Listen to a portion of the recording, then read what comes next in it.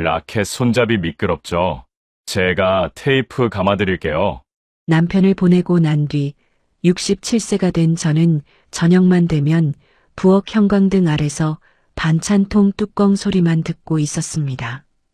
친구 수님 씨가 소개해준 시니어 탁구 모임은 크게 티내지 않고 몸만 움직일 수 있는 곳이었고, 그날 68세 오태수 씨는 제 손을 먼저 살피는 사람이었습니다. 물 한 병을 조용히 밀어놓고 무릎 아픈 분 자리를 바꿔주고 제가 숨을 고르면 공을 천천히 받아주던 그런 다정함이었습니다. 비슷한 외로움 겪어보신 분들은 아실 겁니다. 누가 괜찮으세요? 한마디만 해줘도 그 말이 하루를 버티게 할 때가 있습니다. 그런데 도장을 찍고 2달이 지나던 날, 저는 끝내 한 가지를 말하지 못했습니다. 탁구장에선 다정했던 그 사람이 집안에 들어오면 왜 당연한 얼굴로 앉아 있었을까요? 오늘 끝까지 보시면 다정함 하나가 제 생활을 어떤 순서로 무너뜨렸는지 알게 되실 거예요. 그리고 어느 지역에서 듣고 계신지 댓글로 한 번씩만 부탁드립니다. 여러분의 이야기도 듣고 싶습니다. 그럼 지금부터 제 이야기를 있는 그대로 들려드릴게요. 본문에 앞서 구독과 좋아요는 저희에게 큰 힘이 됩니다. 안녕하세요. 저는 김선미입니다. 올해 67세입니다.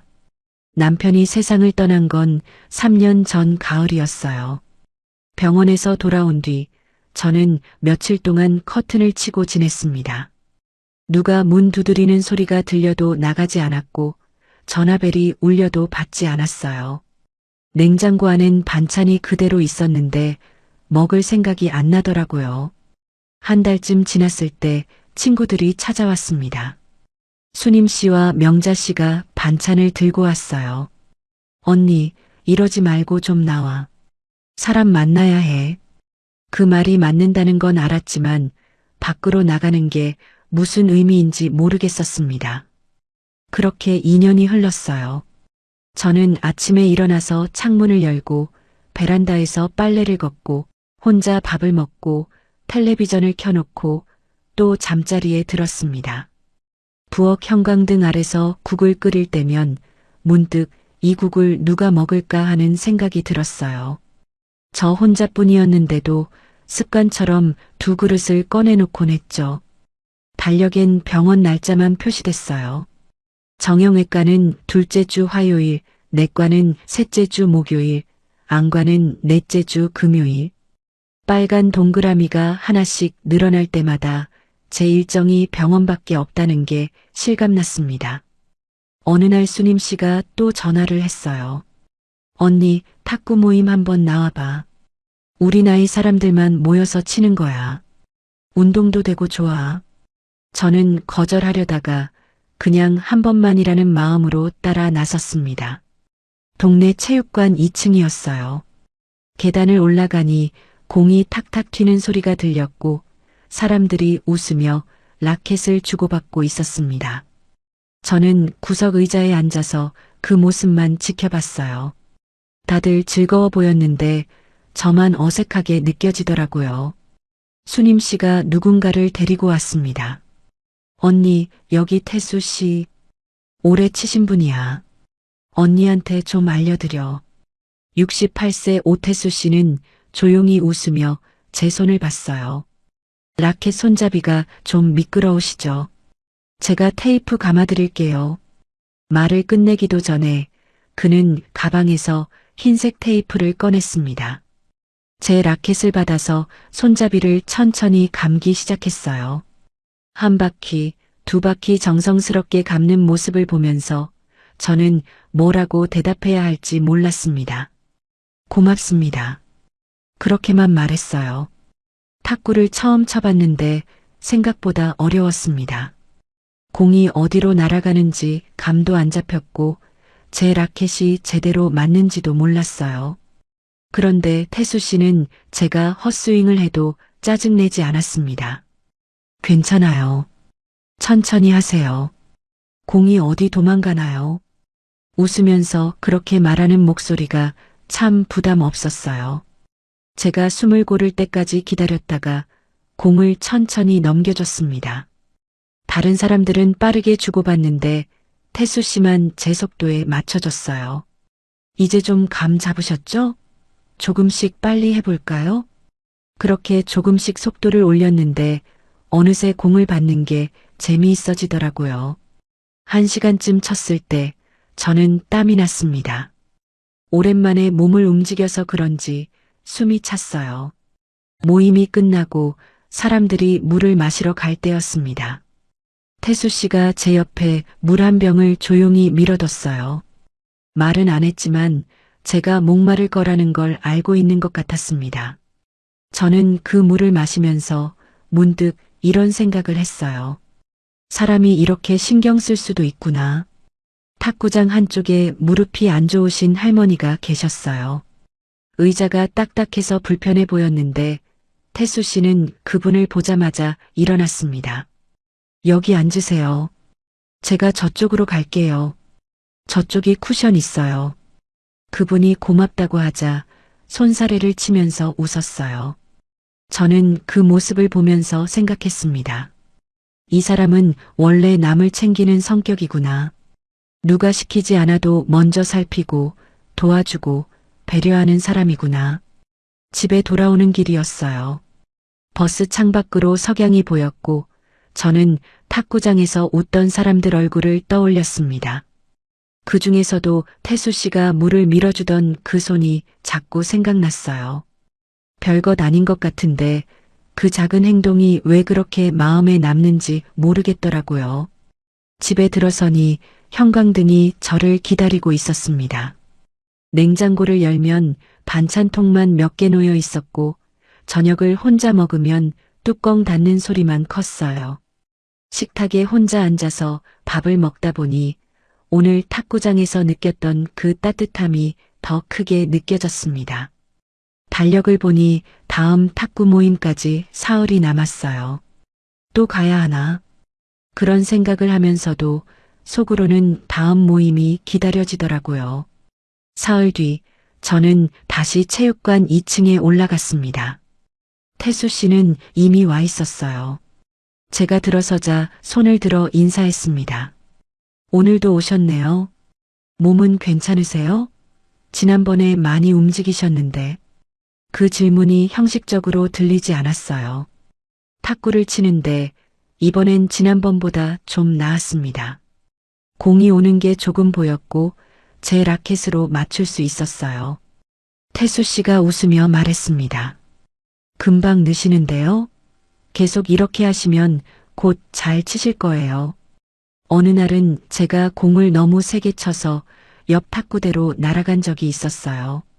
다른 사람이었다면 짜증을 낼 법도 했는데 태수 씨는 천천히 공을 주우러 가서 다시 건네줬습니다. 괜찮아요. 저도 처음엔 그랬어요. 힘 조절이 어려운 거예요. 웃으면서 그렇게 말하는데 저는 미안함보다 고마움이 더 컸어요. 탁구를 치다 보면 머릿속이 조금 비워지는 느낌이 들었습니다. 공이 오면 받고 넘기고 또 받고 그 반복 속에서 다른 생각을 잠시 멈출 수 있었어요. 집에 가면 다시 조용해지지만 그 2시간만큼은 숨통이 트였습니다. 석 달쯤 지났을 때였어요. 수님 씨가 커피를 마시면서 말했습니다. 언니, 태수 씨 괜찮은 사람 같지? 원래 저렇게 다정해. 부인 일찍 잃고 혼자 사는데 성격이 좋아. 저는 그냥 웃고 넘겼지만 그 말이 묘하게 남더라고요. 다정하다는 말을 들으니 그 다정함을 제가 붙잡고 싶어지는 것 같았습니다. 탁구장에서 웃는 그 얼굴이 집에 돌아가면 자꾸 떠올랐어요. 모임이 끝나면 사람들이 커피를 마시러 가는 날이 있었습니다. 태수 씨도 자주 함께 갔는데 저는 대부분 먼저 집으로 돌아왔어요. 저는 먼저 갈게요. 집에 할 일이 있어서요. 그렇게 말하면 태수 씨가 웃으며 대답했습니다. 조심히 들어가세요. 다음에 봬요. 손을 흔드는 그 모습이 왜 그렇게 따뜻하게 느껴지는지 몰랐어요. 집으로 걸어오는 길에 저는 생각했습니다. 저 사람은 저녁에 뭘 하고 있을까? 커피를 마시고 사람들이랑 이야기하고 웃고 있겠죠. 저처럼 혼자 집에 들어가서 형광등을 켜는 사람은 아닐 거예요. 어느 날 탁구장에서 누군가 말하는 게 들렸습니다. 태수 씨, 오늘도 탁구 끝나고 또 다른 모임 간대요. 바쁜 사람이야. 다른 사람이 웃으며 거들었어요. 맞아. 노래 모임도 가고, 걷기 모임도 가고, 우리보다 젊어. 저는 그때 처음 알았습니다. 이 사람이 탁구 말고도 다른 모임을 많이 다닌다는 걸요. 그리고 저녁이 되면 늘 어디론가 가는 사람이라는 것도요. 집으로 돌아오면서 그 생각이 머릿속에서 떠나지 않았어요. 왜 저녁만 되면 늘 다음 일정이 있을까? 탁구가 끝나면 커피, 커피가 끝나면 노래, 노래가 끝나면 또 다른 모임. 혼자 있는 시간이 싫은 걸까? 아니면 원래 그렇게 바쁜 사람일까? 그날 밤 저는 냉장고 앞에 서서 반찬통을 꺼냈습니다. 시금치 무침, 멸치볶음, 김치 혼자 먹으려고 만들어둔 것들이었어요. 식탁에 앉아서 밥을 먹는데 문득 궁금해졌습니다. 태수 씨는 지금 누구랑 밥을 먹고 있을까? 혼자일까? 아니면 모임 사람들과 같이 있을까? 형광등이 너무 밝게 느껴져서 저는 거실불을 껐어요. 어둠 속에서 혼자 앉아 있으니 오늘 탁구장에서 느꼈던 따뜻함이 더 간절하게 느껴졌습니다. 그 궁금함이 왜 저녁만 되면 그 사람에겐 늘 다음 일정이 있는 걸까요? 탁구 모임을 나간 지 넉 달쯤 지났을 때였습니다. 태수 씨가 탁구가 끝나고 조심스럽게 말했어요. 선미 씨, 시간 되시면 커피 한잔 할까요? 드릴 말씀이 있어서요. 저는 순간 긴장했습니다. 무슨 말을 하려는 걸까? 혹시 제가 실수한 게 있나 싶었어요. 탁구장 근처 작은 카페에서 저는 따뜻한 아메리카노를 앞에 두고 앉았습니다. 태수 씨는 한참 말이 없다가 조용히 꺼냈어요. 선미 씨, 저도 혼자 살아요. 아내가 5년 전에 세상 떠났어요. 저는 잠시 말을 잃었습니다. 그동안 그 이야기를 한 번도 하지 않았거든요. 애들이 다 서울에 있고 저는 그냥 여기저기 모임 다니면서 지내요. 사람들이랑 어울리는 게 좋아서요. 그렇게 말하면서도 그의 목소리엔 뭔가 허전한 게 묻어났습니다. 근데 집에 돌아가면 뭐랄까 텅 빈 느낌이 들어요. 아무도 없는 집이 싫더라고요. 그 말을 듣는데 제 가슴이 조금 무너지는 것 같았어요. 같은 외로움을 겪고 있는 사람이라는 걸 그제야 알았습니다. 저도 그래요. 집에 들어가면 형광등만 켜놓고 있어요. 처음으로 제 속마음을 꺼낸 것 같았습니다. 며칠 뒤 태수 씨가 다시 연락을 했어요. 선미 씨, 같이 밥 한번 먹을까요? 집에서 혼자 먹는 것보다 나을 것 같아서요. 저는 거절할 이유가 없었습니다. 외로운 사람끼리 밥 한 끼 같이 먹는 게 뭐가 문제겠어요. 식당에서 김치찌개를 먹으면서 태수 씨는 자기 이야기를 했습니다. 젊을 때 회사 다닌 이야기, 아이들 키운 이야기, 아내랑 여행 다닌 이야기. 저는 그 이야기를 들으면서 이 사람도 저처럼 추억만 붙잡고 사는구나 싶었어요.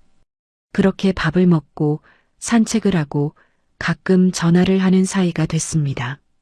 태수 씨는 제게 부담을 주지 않으려고 조심하는 게 느껴졌어요. 혹시 불편하시면 언제든 말씀하세요. 제가 너무 연락 자주 하나요?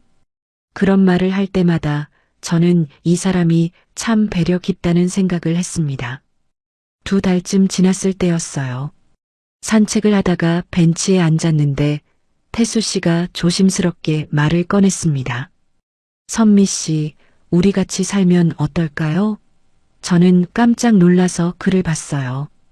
같이 산다는 게 무슨 말인지 재혼을 말하는 건지 아니면 그냥 동거를 말하는 건지 순간 헷갈렸습니다. 태수 씨는 손을 저으며 설명했어요. 아, 그냥 동거 아니고요. 제대로 하자는 거예요. 서류 정리하고 도장 찍고 우리 나이에 이상하게 살 순 없잖아요. 너무 빨랐습니다. 아직 몇 달밖에 안 됐는데 도장을 찍는다는 게 실감이 나지 않았어요. 저는 머뭇거렸습니다. 그건 좀 생각을 해봐야 할 것 같아요. 너무 빠른 거 아닌가요? 그런데 태수 씨는 제 손을 잡으며 말했습니다. 선미 씨, 우리 나이에 뭘 그렇게 오래 고민해요. 저도 혼자 외롭고 선미 씨도 혼자 외로우시잖아요. 같이 사는 게 나을 것 같아서요. 그 말에 저는 할 말을 잃었어요. 복잡하게 생각하지 말아요. 우리 서로 의지하면서 살면 되죠. 집에 돌아와서도 그 말이 계속 맴돌았습니다. 정말 같이 사는 게 나을까? 혼자 사는 것보다 낫긴 할까? 수님 씨한테 전화했어요. 언니, 태수 씨가 같이 살자는데 어떡하지? 너무 빠른 것 같아. 수님 씨는 웃으면서 말했습니다. 언니, 좋은 사람 만났네. 그 사람 나쁜 사람 아니야. 우리 나이에 연애 오래 할 거야? 언니 혼자 계속 있을 거야? 그 말이 맞는 것 같기도 했어요. 저는 그날 밤 잠을 못 잤습니다. 이게 맞는 선택인지 너무 빠른 건 아닌지 계속 생각했어요. 창밖을 보니 가로등만 켜져 있었고 저는 이불을 덮고 또 뒤척였습니다. 아침에 일어나서 형광등을 켰어요. 냉장고를 열고 혼자 밥을 먹고 반찬통을 정리하는 제 모습을 거울로 봤습니다. 이대로 계속 혼자 있는 것보다는 누군가와 함께하는 게 낫겠다는 생각이 들었어요. 태수 씨한테 전화했습니다. 같이 살아요. 근데 천천히 준비하면 안 될까요? 제가 마음 정리할 시간이 필요해요. 그런데 태수 씨는 오히려 빨리 하자고 했어요. 선미 씨, 저는 복잡한 거 싫어요. 그냥 깔끔하게 정리하고 시작하는 게 좋아요.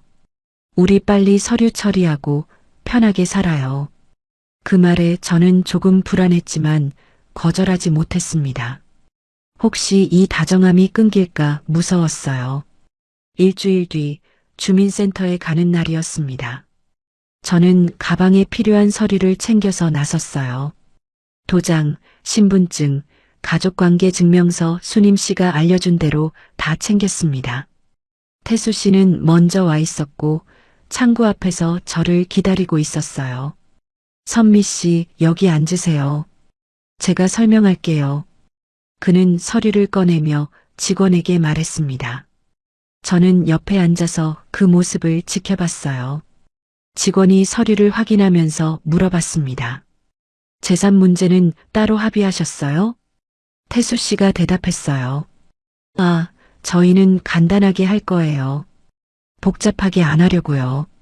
저는 그 말을 들으면서 뭔가 이상하다는 생각이 들었어요. 재산 문제를 간단하게 한다는 게 무슨 뜻일까? 하지만 물어볼 타이밍을 놓쳤습니다. 여기 이름 쓰시고 도장 찍으시면 됩니다. 직원이 서류를 밀어줬어요. 저는 펜을 받아서 이름을 썼습니다. 손이 떨렸어요. 이게 정말 맞는 선택인지 지금이라도 멈춰야 하는 건 아닌지 그런 생각들이 스쳤습니다. 선미 씨, 여기 도장만 찍으시면 돼요. 태수 씨가 자리를 가리키며 웃었어요. 저는 숨을 한번 크게 들이쉬고 도장을 눌렀습니다. 툭 하고 소리가 났어요. 그 소리가 복도에 울려서 왠지 되돌릴 수 없는 선을 넘은 것 같았습니다. 직원이 서류를 정리하며 축하한다고 했어요. 행복하세요. 저는 고맙다고 대답했지만 머릿속은 복잡했습니다. 행복하다는 게 뭘까? 이제 혼자가 아니라는 게 정말 안도감일까? 밖으로 나오는데 햇살이 눈부셨어요. 태수 씨가 제 손을 잡으며 말했습니다. 선미 씨, 이제 우리 집 가서 정리해요. 제 짐은 많지 않아요. 간단해요. 저는 그 말에 조금 이상하다는 생각을 했습니다. 같이 산다는데 짐이 많지 않다니. 그날 저녁 태수 씨가 가방 하나를 들고 왔어요. 큰 가방이 아니라 여행용 가방이었습니다. 안에는 옷 서너 벌, 세면도구, 약통 몇 개, 그리고 수건이 전부였어요. 저 원래 이렇게 간단해요. 많이 안 가져요. 필요한 거 있으면 그때그때 사면 되죠. 웃으면서 그렇게 말하는데 저는 그 웃음이 왠지 가볍게 느껴졌어요. 집에 들어온 사람의 짐이 이게 전부라니.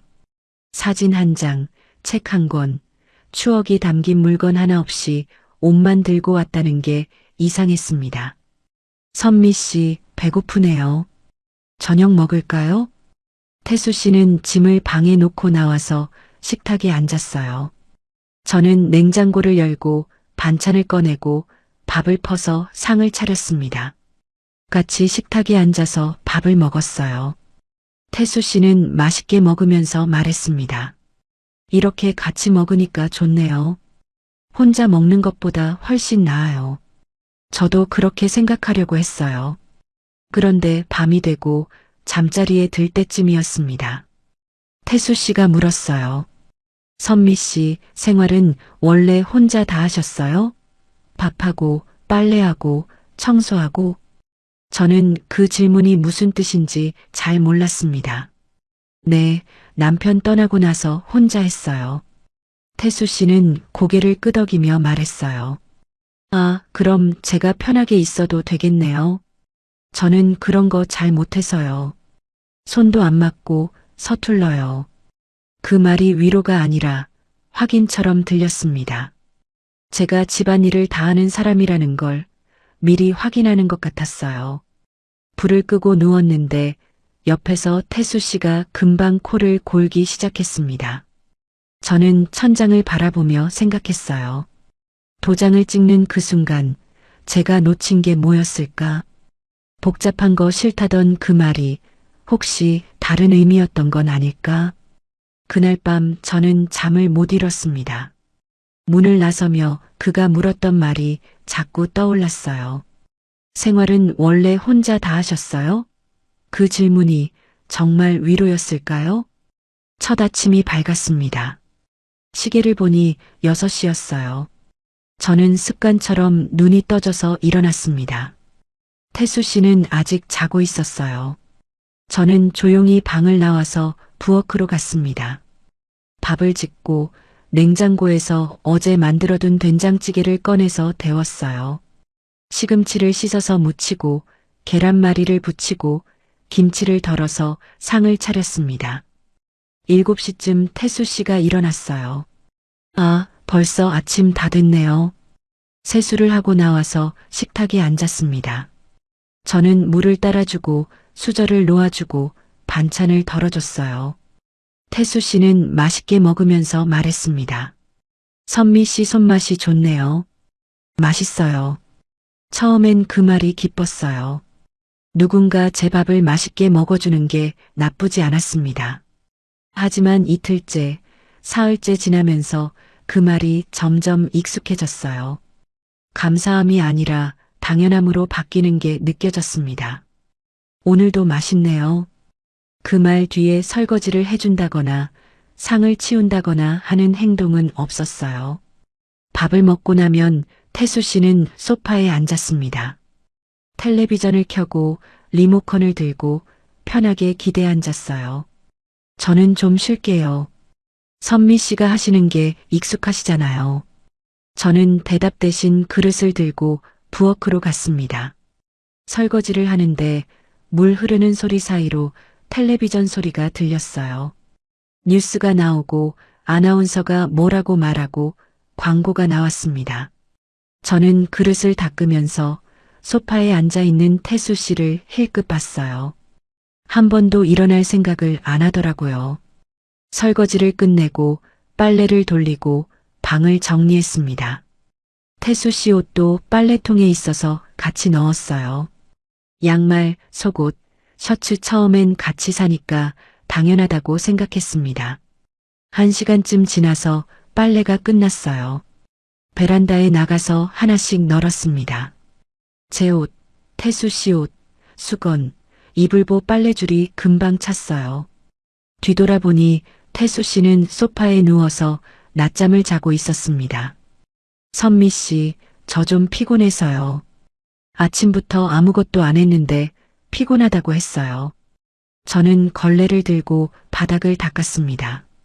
10시쯤 되니 태수 씨가 일어났어요. 선미 씨, 저 탁구 모임 갈 시간이에요. 다녀올게요. 씻지도 않고 옷만 갈아입고 나갔습니다. 저는 다녀오세요만 말했어요. 문이 닫히고 집이 조용해졌습니다. 저는 소파에 앉아서 빨래가 마르는 걸 지켜봤어요. 같이 산다는 게 이런 건가 싶었습니다.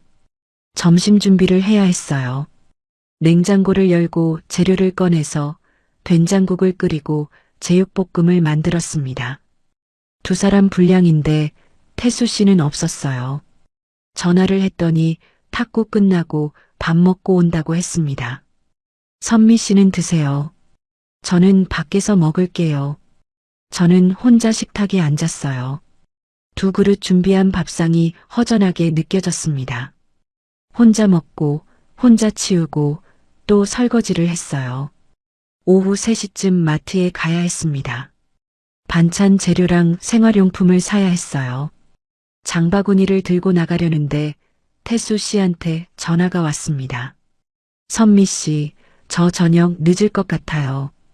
걷기 모임 끝나고 저녁까지 먹기로 했어요. 저는 네라고만 대답했어요. 마트에서 장을 보는데 2사람 분량을 사야 하나, 1사람 분량을 사야 하나 헷갈렸습니다. 결국 2사람 분량을 샀어요. 언젠가는 같이 먹겠지 싶어서요. 무거운 장바구니를 들고 집에 왔습니다. 현관까지 오는데 손이 아팠어요. 문을 열고 들어가니 태수 씨는 당연히 없었습니다. 장바구니를 부엌에 내려놓고 물건을 하나씩 정리했어요. 냉장고에 채소를 넣고 과일을 씻어서 담고 우유를 넣었습니다. 그 사이 시계를 보니 5시였어요. 저녁 준비를 시작했습니다. 태수 씨가 늦는다고 했지만 혹시 몰라서 밥을 지었어요. 된장찌개를 끓이고 생선을 구웠습니다. 6시, 7시가 지나도 태수 씨는 오지 않았어요. 저는 혼자 저녁을 먹었습니다. 식탁에 앉아서 텔레비전을 켜놓고 뉴스를 보면서 밥을 먹었어요. 맛이 없었습니다. 같이 먹으려고 만든 건데 혼자 먹으니 의미가 없더라고요. 9시쯤 태수 씨가 들어왔습니다. 선미 씨, 저 왔어요. 오늘 걷기 모임에서 재미있었어요. 웃으면서 들어오는 얼굴이 너무 밝았어요. 저는 설거지를 하고 있었습니다. 밥 드셨어요? 태수 씨는 고개를 끄덕였어요. 네, 밖에서 먹었어요. 저는 씻고 쉴게요. 그렇게 말하고 방으로 들어갔습니다. 저는 설거지를 마저 하고 싱크대를 닦고 행주를 빨았어요. 부엌 형광등을 끄고 거실로 나왔는데 태수 씨는 벌써 잠들어 있었습니다. 이틀째도 그랬고 사흘째도 그랬어요. 아침마다 밥을 짓고 상을 차리고 설거지를 하고 빨래를 돌렸습니다. 태수 씨는 밥만 먹고 나가고 저는 혼자 집을 정리했어요. 일주일쯤 지났을 때였습니다. 식탁 끝에 약통이 놓였어요. 태수 씨 약과 제 약이 같이 있었는데 둘 다 제가 챙겼습니다. 오늘 약 드셨어요? 그렇게 물으면 태수 씨는 깜짝 놀란 표정을 지었어요. 아, 깜빡했네요. 챙겨줘서 고마워요. 약통 옆엔 영수증이 쌓이기 시작했습니다. 택시비, 식비, 커피값 모임에서 쓴 돈들이었어요. 그리고 모임비라고 적힌 봉투도 하나 있었습니다. 저는 말 대신 그걸 치우고 또 상을 차렸어요. 탁구 모임은 여전히 일주일에 2번이었습니다. 태수 씨는 탁구가 끝나면 바로 다른 곳으로 갔어요. 선미 씨, 저 오늘 노래 모임 가야 해요. 먼저 들어가세요. 저는 혼자 집으로 돌아왔습니다. 집에 들어오면 형광등을 켜고 혼자 저녁을 먹고 혼자 설거지를 했어요. 태수 씨는 밤 10시쯤 들어와서 씻고 바로 잠자리에 들었습니다. 오늘 모임이 재미있었어요. 선미 씨는 어땠어요? 저는 그냥 집에 있었어요 라고만 대답했습니다. 어느 날은 식탁에 앉아서 반찬을 덜고 있었어요. 태수 씨 목까지 준비했는데 전화가 왔습니다. 선미 씨, 오늘은 밖에서 먹고 갈게요. 경로당에서 행사 있어요. 저는 네라고만 했어요.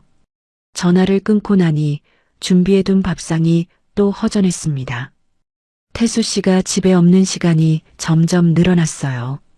탁구, 노래 모임, 걷기 모임, 경로당 행사, 친구 만남. 늘 어디론가 나가는 일정이 있었습니다. 집은 그냥 쉬러 오는 곳이 아니라 잠깐 들렀다 가는 곳처럼 변했어요. 선미 씨, 잠깐 나갔다 올게요. 그 말이 하루에 서너 번씩 들렸습니다. 저는 다녀오세요만 반복했어요. 현관문이 닫히는 소리를 듣고 저는 또 혼자 남았습니다. 집안이 조용해지면 저는 청소를 하거나 빨래를 개었어요. 태수 씨 옷도 제가 빨았고 그의 방도 제가 정리했습니다. 양말을 짝을 맞춰서 개고 셔츠를 옷걸이에 걸고 서랍을 정리했어요. 처음엔 같이 사니까 당연하다고 생각했는데 점점 제가 하니까 당연하다는 느낌으로 바뀌었습니다. 한 달째 되던 날이었어요.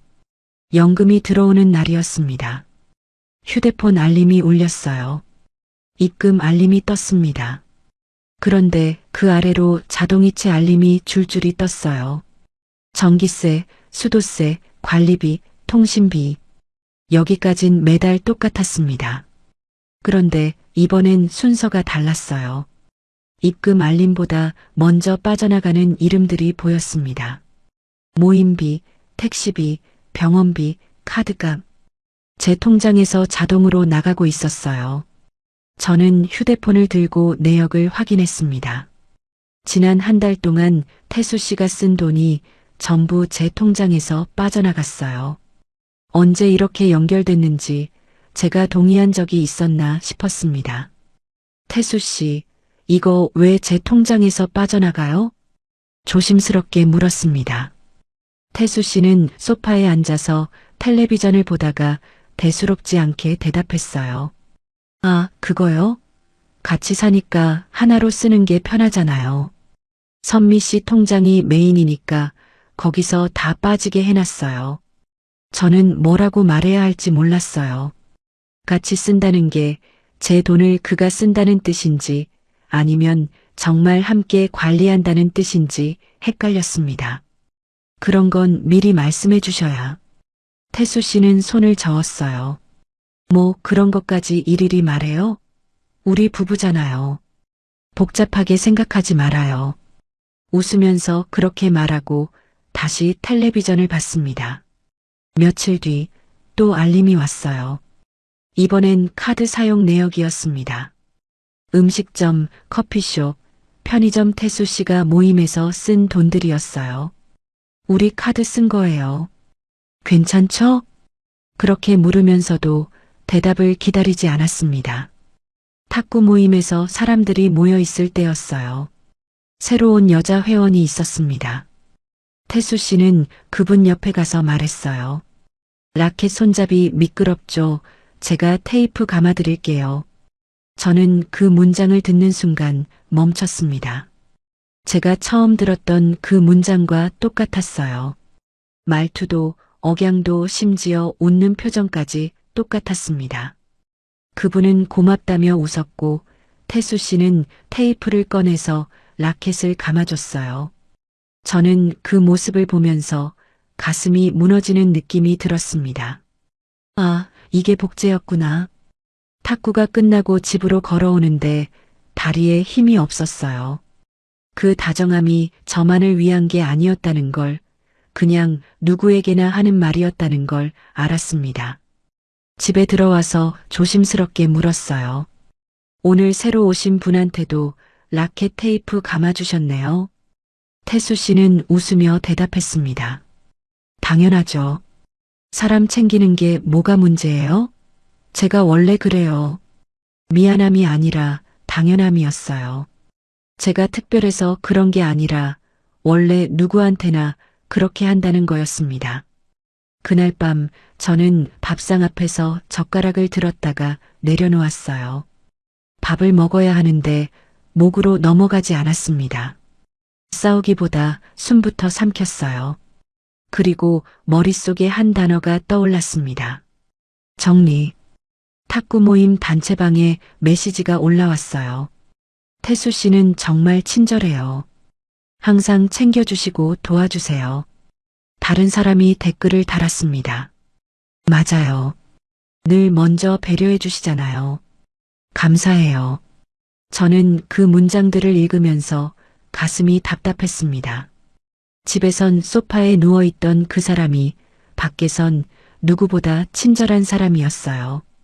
제가 밥을 차리고 약을 챙기고 빨래를 하는 동안 그는 밖에서 웃고 있었습니다. 어느 날 저녁이었어요. 태수 씨가 외출복을 그대로 입고 들어왔습니다. 씻지도 않고 신발도 제대로 벗지 않은 채로요. 현관에 서서 가방을 내려놓으면서 말했어요. 선미 씨, 이번 주말은 밖에서 자도 되지? 저는 그 말을 듣고 멈췄습니다. 밖에서 자다니 어디서요? 태수 씨는 웃으며 대답했어요. 친구 집이요. 모임 끝나고 늦어지면 거기서 자려고요. 괜찮죠? 제 대답을 기다리지 않고 그는 방으로 들어갔습니다. 저는 현관에 서서 그가 벗어놓은 신발을 바라봤어요. 이 신발을 정리하는 게 제 일이 됐고 이 집에서 제가 하는 일이 점점 늘어나고 있었습니다. 그런데 그 사람은 집 밖에서만 다정한 사람으로 살고 있었어요. 누군가 아주 작게 속삭였던 말이 떠올랐습니다. 언니 그분 누구한테든 똑같이 그래요. 그 똑같이가 정말 다정함이었을까요? 태수 씨는 탁구가 끝나면 바로 사라졌습니다. 다른 사람들은 물을 마시고 앉아서 쉬고 이야기를 나눴는데 그는 가방을 챙겨서 나갔어요. 먼저 갈게요. 다음 일정 있어서요. 그렇게 말하고 문을 나서는 뒷모습이 너무 익숙해졌습니다. 수님 씨가 어느 날 물었어요. 태수 씨는 어디 가는 거야? 매번 탁구 끝나자마자 나가던데. 저는 알고 있었지만 자세히 말하고 싶지 않았습니다. 다른 모임 있대요. 실제로 태수 씨는 일주일 내내 일정이 있었어요.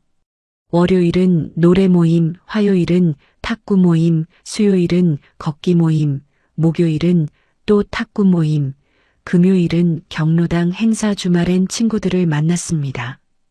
집에 있는 시간보다 밖에 있는 시간이 훨씬 많았어요. 어느 날 마트에서 아는 분을 만났습니다. 경로당에서 봤던 분이었어요. 아, 선미 씨. 태수 씨 부인이시죠? 태수 씨 정말 좋은 분이에요. 갑자기 그런 말을 하니 저는 어떻게 대답해야 할지 몰랐습니다. 감사합니다. 그분이 계속 말했어요. 우리 경로당 행사 때 항상 먼저 도와주세요. 의자도 나르고 음식도 나르고 친절하시더라고요. 저는 웃으며 고개를 끄덕였지만 속으로는 이상한 기분이 들었습니다. 집에선 소파에서 일어나지도 않는 사람이 밖에선 의자를 나른다니. 마트에서 돌아오는 길에 또 다른 분을 만났어요. 걷기 모임에서 본 분이었습니다.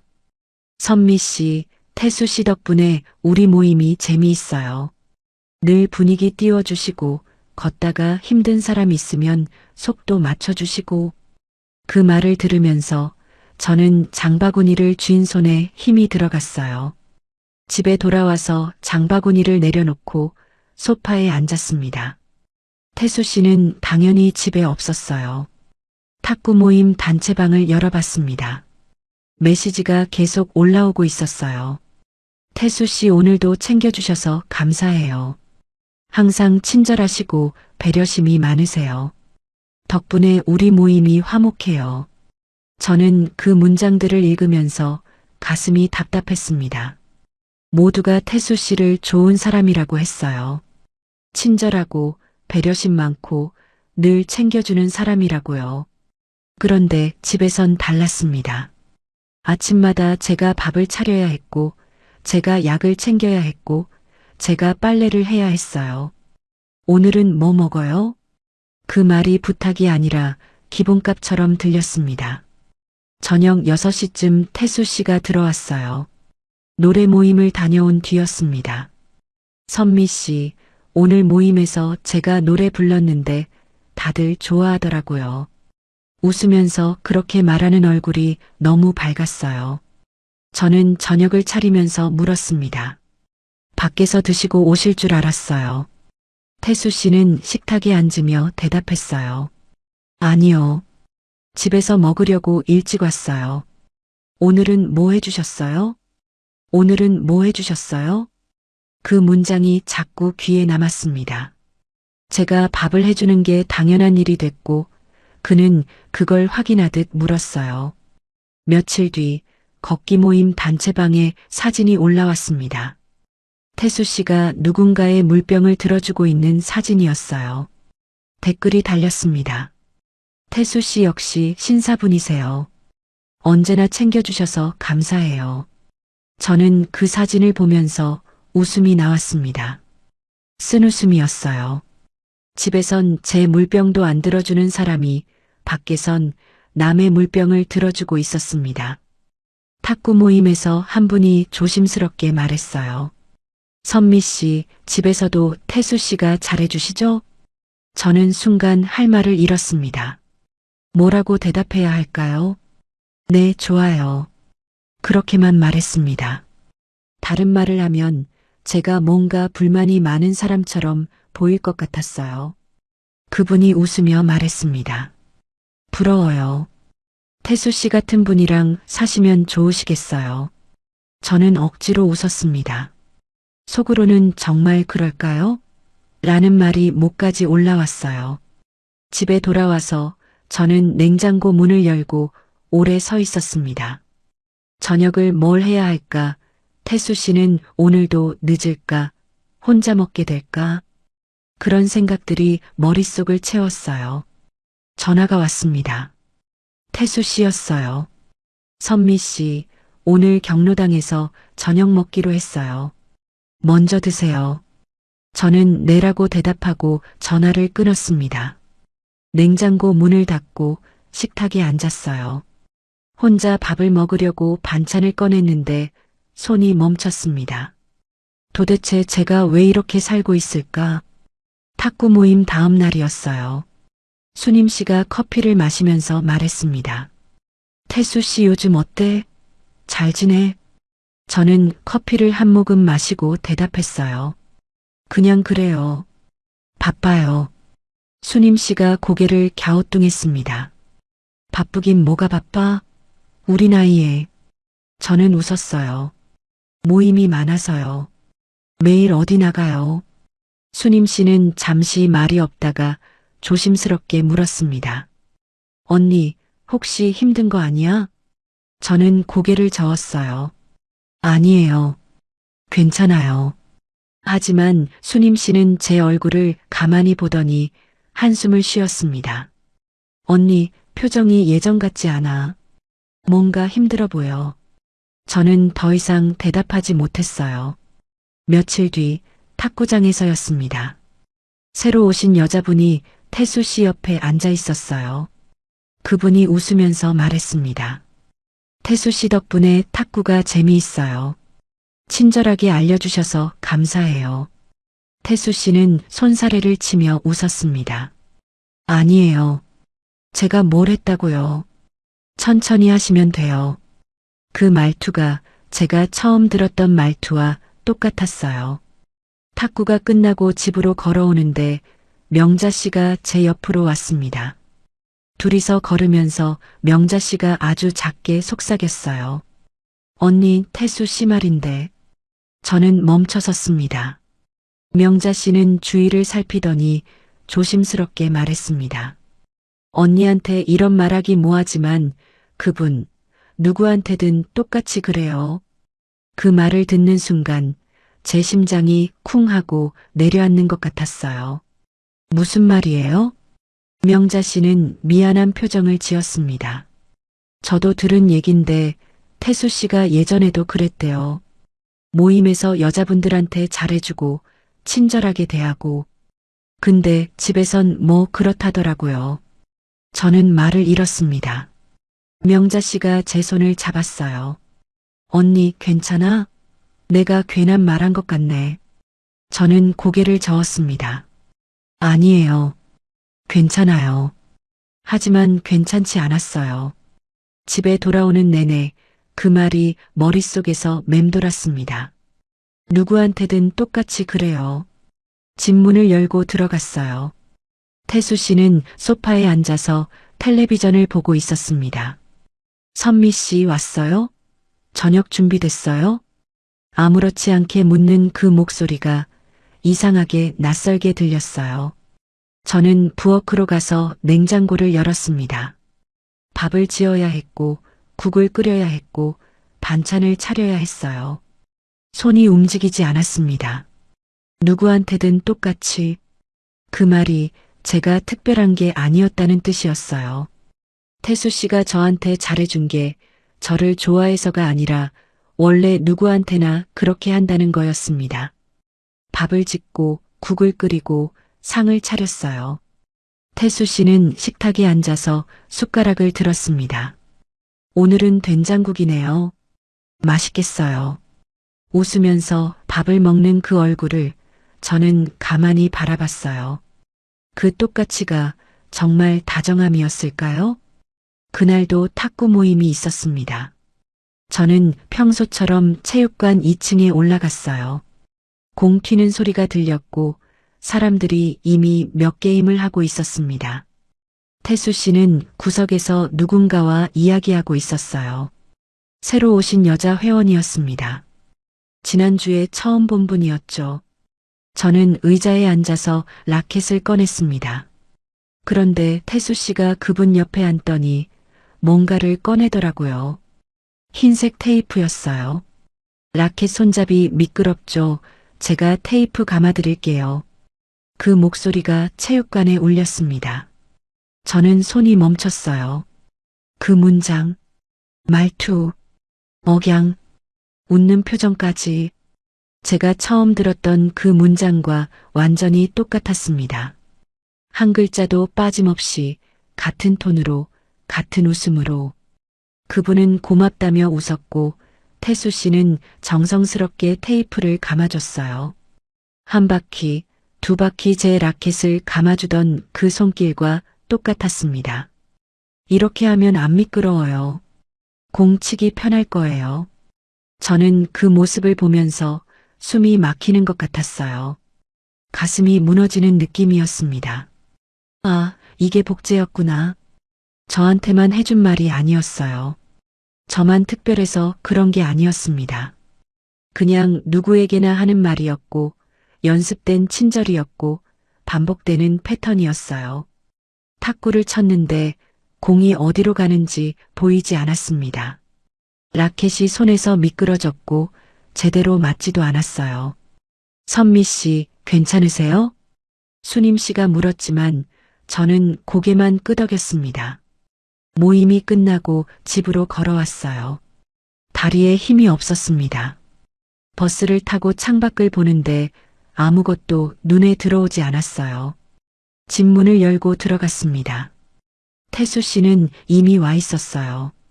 소파에 앉아서 텔레비전을 보고 있었습니다. 선미 씨, 오늘 탁구 어땠어요? 저는 가방을 내려놓고 조심스럽게 물었습니다. 오늘 새로 오신 분한테도 라켓 테이프 감아주셨네요. 제 목소리가 떨렸어요. 태수 씨는 웃으며 고개를 끄덕였습니다. 네. 처음 오신 분이라 손잡이 미끄러워 하시더라고요. 아무렇지 않게 대답했어요. 저는 한 번 더 물었습니다. 저한테 해주셨던 말이랑 똑같던데요. 태수 씨는 리모컨을 내려놓고 저를 봤어요. 그게 왜요? 사람 챙기는 게 뭐가 문제예요? 웃으면서 말했지만 그 웃음에 미안함은 없었습니다. 선미 씨도 처음엔 제가 그렇게 해줬잖아요. 새로 오신 분도 똑같이 해주는 거죠. 제가 원래 그래요. 제가 원래 그래요. 그 말이 제 귀를 때렸습니다. 미안함이 아니라 당연함이었어요. 제가 특별해서 그런 게 아니라 원래 누구한테나 그렇게 한다는 거였습니다. 그럼 저는 뭐였어요? 제 입에서 그 말이 나왔습니다. 태수 씨는 어이없다는 표정을 지었어요. 선미 씨, 왜 그래요? 질투하는 거예요? 질투라는 단어에 저는 할 말을 잃었습니다. 사람 챙기는 게 잘못된 건 아니잖아요. 그게 친절 아니에요? 저는 더 이상 말하지 못했어요. 부엌으로 가서 저녁 준비를 시작했습니다. 밥을 짓고 냉장고에서 반찬을 꺼내고 국을 끓였어요. 손이 떨렸지만 멈출 수 없었습니다. 상을 차리고 태수 씨를 불렀어요. 밥 드세요. 태수 씨는 식탁에 앉아서 숟가락을 들었습니다. 오늘 김치찌개네요. 맛있겠어요. 웃으면서 밥을 먹는 그 얼굴을 보면서 저는 생각했습니다. 이 사람은 아무것도 모르고 있구나. 제가 얼마나 무너졌는지, 얼마나 아픈지 전혀 모르고 있어요. 밥을 먹고 나서 설거지를 했습니다. 그릇을 닦으면서 눈물이 났어요. 소리 안 나게 울었습니다. 물 흐르는 소리에 묻혀서 흐느끼는 소리가 들리지 않게요. 설거지를 끝내고 거실로 나왔는데 태수 씨는 벌써 잠들어 있었습니다. 소파에 누워서 코를 골고 있었어요. 저는 그 모습을 보면서 무릎에 힘이 빠졌습니다. 식탁에 앉았어요. 불을 끄고 어둠 속에서 혼자 앉아 있었습니다. 창밖에서 차 지나가는 소리가 들렸고 시계 초침 소리만 똑딱거렸어요. 그날 밤 저는 잠을 못 잤습니다. 침대에 누워서 천장을 바라봤어요. 옆에서 태수 씨가 자고 있었지만 저는 혼자인 것 같았습니다. 다음 날 아침 저는 평소처럼 일어났어요. 밥을 짓고 국을 끓이고 상을 차렸습니다. 태수 씨는 일어나서 세수를 하고 식탁에 앉았어요. 오늘도 맛있겠네요. 저는 대답하지 않았습니다. 밥을 먹고 설거지를 하고 빨래를 돌렸어요. 몸은 움직이는데 마음은 멈춰 있는 것 같았습니다. 며칠이 지났어요. 태수 씨는 여전히 모임을 다녔고 저는 여전히 집안일을 했습니다. 아침을 차리고 청소를 하고 저녁을 준비하고 똑같은 하루가 반복됐어요. 그런데 어느 날 저녁이었습니다. 밥상 앞에 앉아서 저는 젓가락을 들었다가 내려놓았어요. 밥을 먹어야 하는데 손이 움직이지 않았습니다. 태수 씨는 맛있게 먹고 있었어요. 반찬을 짚고 국을 떠먹고 밥을 먹었습니다. 선미 씨, 왜 안 먹어요? 저는 고개를 저었습니다. 입맛이 없어요. 태수 씨는 그냥 고개를 끄덕이고 계속 먹었어요. 저는 식탁에서 일어났습니다. 부엌으로 가서 물을 한 잔 마셨어요. 싸우기보다 숨부터 삼켰습니다. 소리 내지 않으려고, 울지 않으려고 참았어요. 그리고 머릿속에 한 단어가 떠올랐습니다. 정리. 이 생활을 정리해야겠다는 생각이 처음 들었어요. 이대로 계속 살 수 없다는 게 확실해졌습니다. 며칠 뒤였어요. 태수 씨가 외출복을 그대로 입고 들어왔습니다. 씻지도 않고 신발도 제대로 벗지 않은 채로요. 가방을 현관에 던져놓고 거실로 들어왔어요. 선미 씨, 이번 주말은 밖에서 자도 되지? 그냥 알리는 투였어요. 물어보는 게 아니라 통보하는 거였습니다. 밖에서 자다니 어디서요? 저는 조심스럽게 물었습니다. 태수 씨는 웃으며 대답했어요. 친구 집이요. 모임 끝나고 늦어지면 거기서 자려고요. 괜찮죠? 제 대답을 기다리지 않았습니다. 그냥 방으로 들어가서 짐을 챙기기 시작했어요. 옷 몇 벌을 가방에 넣고 세면도구를 챙겼습니다. 저는 현관에 서서 그 모습을 지켜봤어요. 이 사람은 이 집을 정말 집으로 생각하는 걸까? 쉬는 곳으로 생각하는 걸까? 아니면 그냥 잠깐 들렀다 가는 곳으로 생각하는 걸까? 태수 씨는 가방을 들고 나왔습니다. 그럼 주말에 봐요. 선미 씨도 편하게 쉬세요. 웃으면서 문을 열고 나갔어요. 문이 닫히는 소리가 크게 들렸습니다. 저는 그 자리에 서서 한참을 움직이지 못했어요. 현관에 신발이 벗겨져 있었습니다. 제가 정리해야 할 신발들이었어요. 저는 그 신발을 보면서 무릎을 꿇고 앉았습니다. 눈물이 났어요. 소리내서 울었습니다. 아무도 없는 집에서 혼자 울었어요. 얼마나 울었을까요? 눈물이 마르고 숨이 가라앉고 정신이 들었습니다. 저는 천천히 일어났어요. 거울을 봤습니다. 눈이 퉁퉁 부은 제 얼굴이 보였어요. 이 얼굴로 언제까지 살 수 있을까? 그날 밤 저는 서랍을 열었습니다. 재혼할 때 받았던 서류가 있었어요. 도장 소리가 나던 그 서류. 저는 그걸 꺼내서 오래 들여다봤습니다. 정리해야 한다. 그 생각이 점점 확실해졌어요. 주말이 지나고 월요일 아침이었습니다. 태수 씨는 일요일 밤에 들어왔어요. 다녀왔어요. 그렇게만 말하고 방으로 들어갔습니다. 저는 평소처럼 아침을 준비했어요. 밥을 짓고 국을 끓이고 상을 차렸습니다. 태수 씨는 식탁에 앉아서 밥을 먹었어요. 역시 집밥이 맛있네요. 저는 대답하지 않았습니다. 설거지를 하고 태수 씨가 나간 뒤 저는 서랍을 열었어요. 서류 봉투를 꺼냈습니다. 재혼 서류, 통장 사본, 자동이체 내역서, 제가 모아둔 종이들이었어요. 하나씩 펼쳐서 확인했습니다. 자동이체 내역을 보니 생각보다 많았어요. 태수 씨 모임비, 병원비, 카드값, 통신비, 모두 제 통장에서 빠져나가고 있었습니다. 저는 공책을 꺼내서 메모하기 시작했어요. 어떤 항목이 자동이체로 묶여 있는지, 어떤 카드가 연결돼 있는지, 어떤 명의가 제 이름으로 돼 있는지 하나씩 적었습니다. 휴대폰 알림을 확인했어요. 결제 알림이 매일 왔었는데 저는 그걸 그냥 지나쳤던 거예요. 커피값, 식비, 택시비 하루에도 몇 건씩 빠져나가고 있었습니다. 메모가 한 장을 넘어갔어요.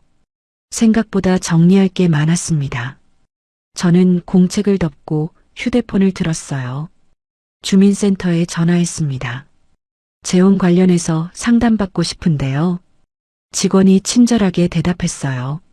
네, 언제 오시겠어요? 다음 날 주민센터에 갔습니다.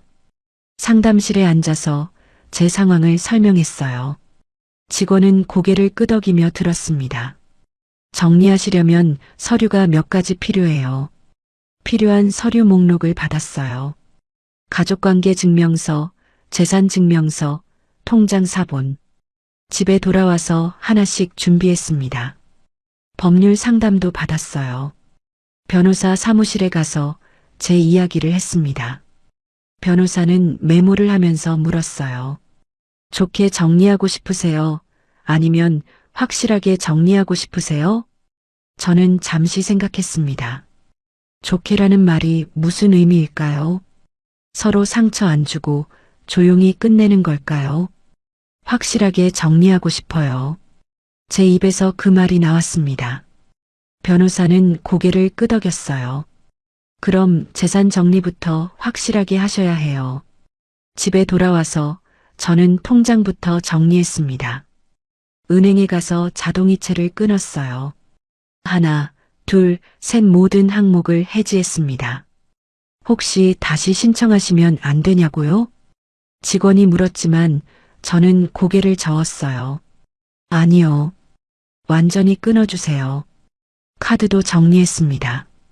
태수 씨가 쓰던 카드를 해지하고 비밀번호를 바꿨어요.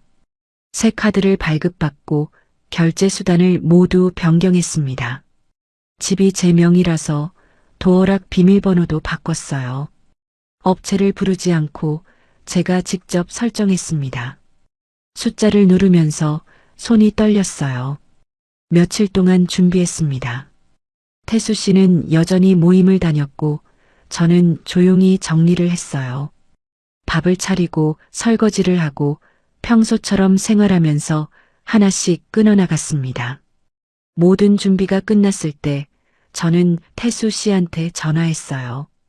통화 좀 할 수 있어요? 태수 씨는 밝은 목소리로 대답했습니다.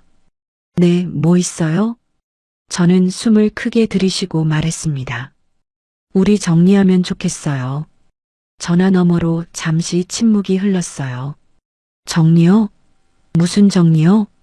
태수 씨가 물었습니다. 저는 떨리는 목소리로 대답했어요. 같이 사는 거 정리하려고요. 태수 씨는 웃었습니다. 선미 씨, 왜 갑자기 그래요?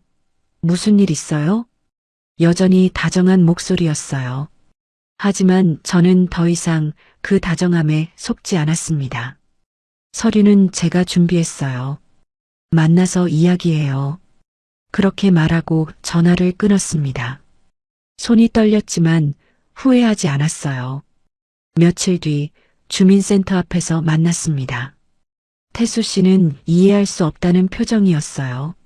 선미 씨, 대체 왜 이러는 거예요? 제가 뭘 잘못했어요? 저는 가방에서 서류를 꺼냈습니다. 준비한 종이들을 하나씩 보여줬어요.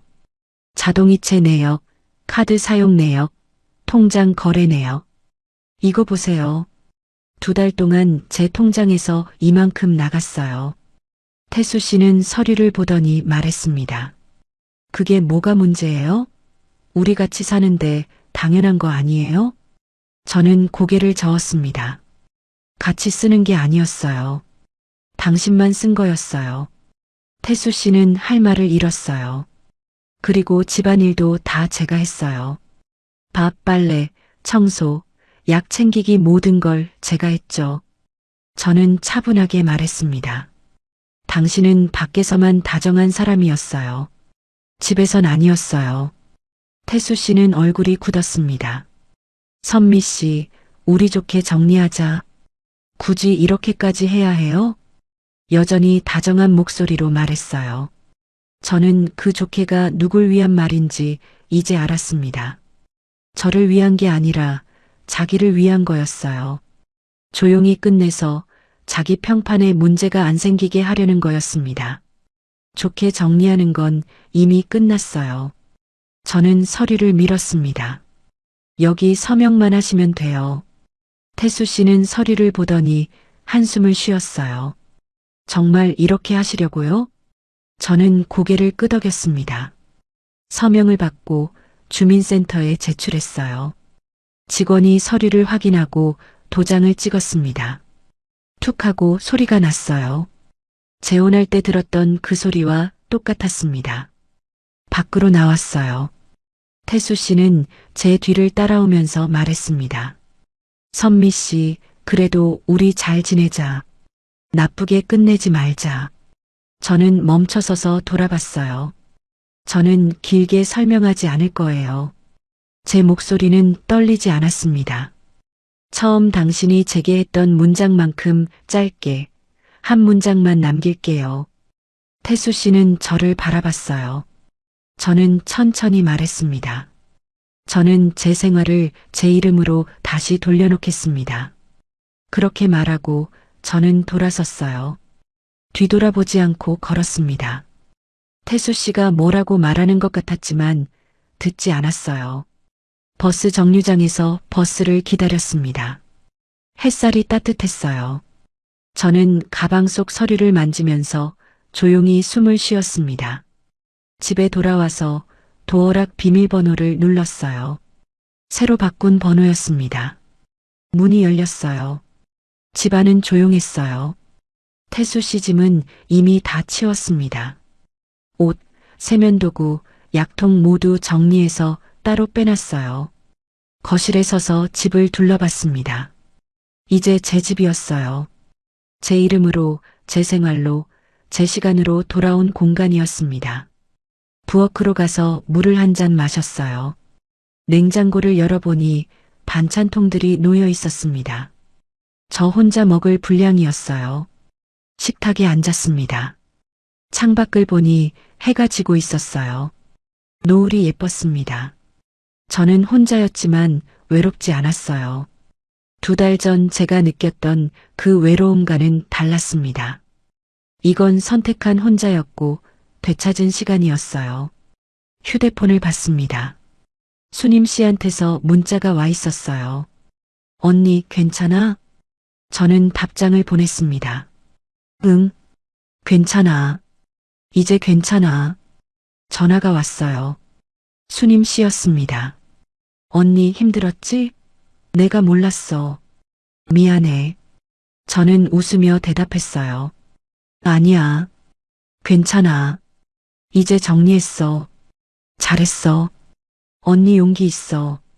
수님 씨가 말했습니다. 저는 전화를 끊고 창밖을 다시 봤어요. 밤이 왔습니다. 형광등을 켰는데 예전처럼 밝게 느껴지지 않았어요. 오히려 따뜻하게 느껴졌습니다. 저는 냉장고에서 반찬을 꺼내서 저녁을 먹었어요. 혼자 먹는 밥이었지만 맛있었습니다. 제가 만든 밥을 제가 먹고 싶을 때 제 속도로 먹었어요. 설거지를 하고 불을 끄고 침대에 누웠습니다. 천장을 보면서 생각했어요. 지난 2달이 제게 가르쳐 준 것들. 다정함이 사랑은 아니라는 것.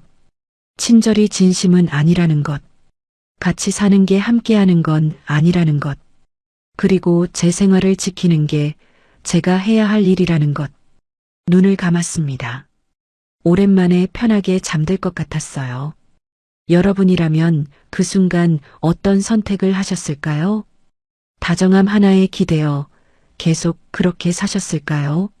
아니면 저처럼 제 이름으로 다시 돌려놓으셨을까요? 저는 제 선택을 후회하지 않습니다. 지금 이 순간이 제가 지켜낸 시간이니까요. 시간이니까요. 시간이니까요. 시간이니까요. 시간이니까요.